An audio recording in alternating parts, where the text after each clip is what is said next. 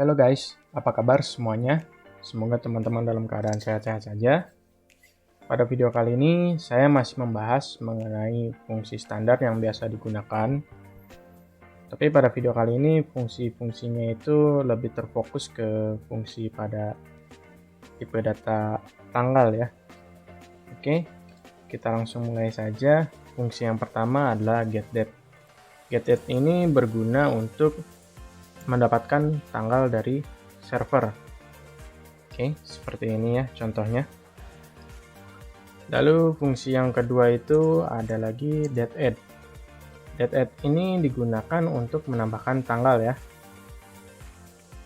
Kalau misalkan ingin menambahkan tanggal 3 bulan nih dari field birthday nih, berarti kita tinggal ketik seperti ini, month 3 birthday. Oke, kita bandingkan dengan field birthday-nya. Oke, kita langsung coba sintaksnya ya. Nah, hasilnya seperti ini ya. Field ini bertambah 3 bulan hasilnya nih. Jadi dateAdd ini berguna untuk menambahkan bulan pada suatu field. Bukan cuma bulan ya, sorry. Untuk menambahkan bisa tahun, bulan, ataupun hari, jam, menit, bisa saja ya. Oke, lalu fungsi yang ketiga adalah dateDiff. dateDiff ini berguna untuk menghitung range di antara dua tanggal. Misalkan kita mau menghitung nih range dari birthday ke getDate tahunnya. dateDiff sama ini bisa diisi parameter ini ya, year. Lalu misalkan ingin membandingkan birthday dengan tanggal saat ini. Oke.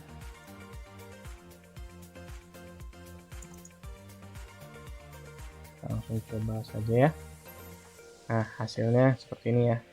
Dari tahun 90 ini sudah 31 tahun nih sampai ke getDate saat ini.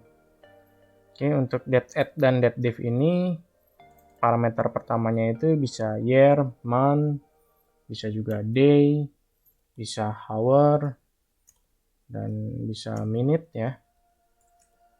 Bahkan bisa juga second, dan ini banyak sekali ini second. Oke, misalkan kita coba yang day ya. Day berarti ini dari tahun 90 bulan April ini sudah 11.390 hari ya. Oke, itu untuk fungsi dateDiff. Lalu ada lagi fungsi untuk mengambil bulan ya. Misalkan kita ingin mengambil bulan dari birthday nih. Kita mau mengambil bulannya saja, maka kita pakai fungsi month. Fungsi month seperti ini. Oke, kita coba jalankan. Maka hasilnya adalah yang ini 4, dan untuk data yang ini 1 ya. Sama dengan fungsi year, kegunaannya untuk yang ini untuk mengambil tahunnya. Hasilnya seperti ini untuk fungsi year-nya. Lalu untuk fungsi day ini untuk mengambil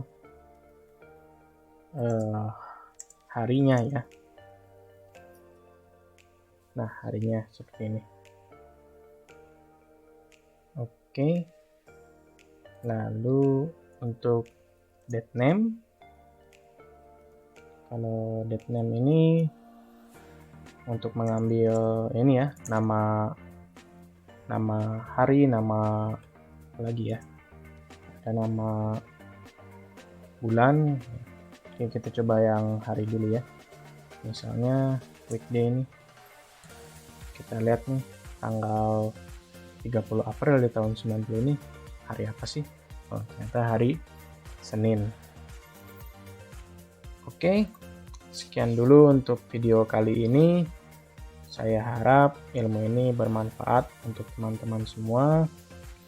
Sampai jumpa pada video berikutnya dan terima kasih.